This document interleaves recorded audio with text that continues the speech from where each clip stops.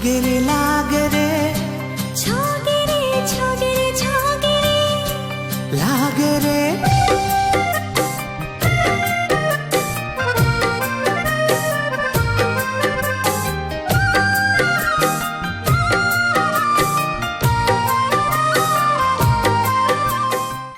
और कितना टाइम लग जाही काका?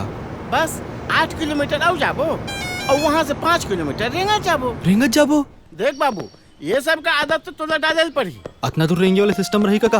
मतलब ओखर मतलब हर साल मोला ओला तीजा माइस ने रेंगत लेगे लायला पड़ी काका। ओखर ले अच्छा कोनो गांव के लड़की देख लेतेन का? देख यार, ते मोर दिमाग के डाइवर्सन मत कर। अबे वो साल भर तोर सेवा करी, तोर हर सुख दुख में साथ दी, अपन घर बार ला छोड़ के, अपन माँ बाप ला छोड़ के तोर घर में आके रही। अरे 2 दिन मतलब तीजा पहुँचा हम तोर पोटा कापत है। 2 दिन भर अपन भाई बार कुर्बानी नहीं दे सकस यार। काका मोर कहे के मतलब ऐसे नहीं है। फिर बने घर बार है, बने नोनी है, और सब ले बड़े बात वो मोर सारू के नोनी है। वो मतलब मैं बहुत नजदीक से जानता हूँ। ऐसा रिश्ता खोजे में नहीं मिले बाबू। ऐसा परिवार और ऐसा नोनी तो रिश्ता करवात हो तो जीवन भर ते मोर पैर पड़बे। चल जल्दी। चीमा।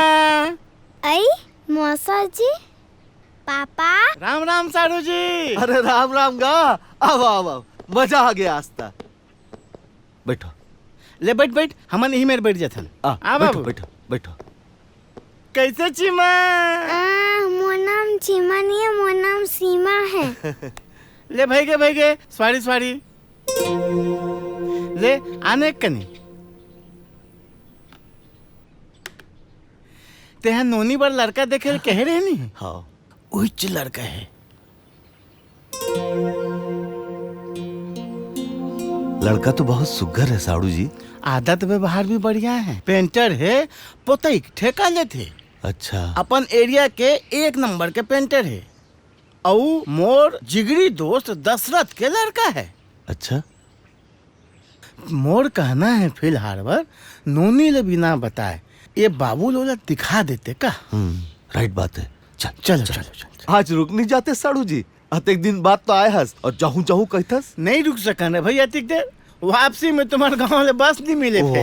अब तो जाना आना लगे रही साड़ू जी। लपेन दे बोला जा अपन माँ और दीदी ला बुला के लेके आ फटाफट। दीदी पापा हाँ बुलाए है।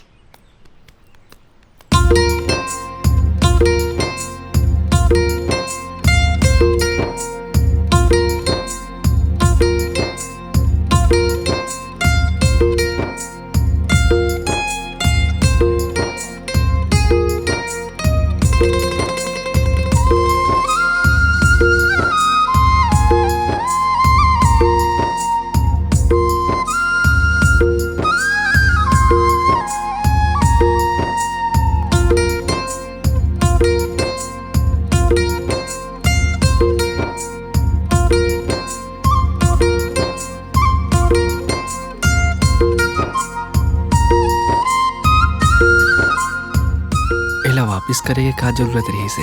आए हो तो वापिस करे में का परेशानी है? ए तुम्हार चीज है, एकर से तेला तुम रखो। ओ दिन भर थैंक यू।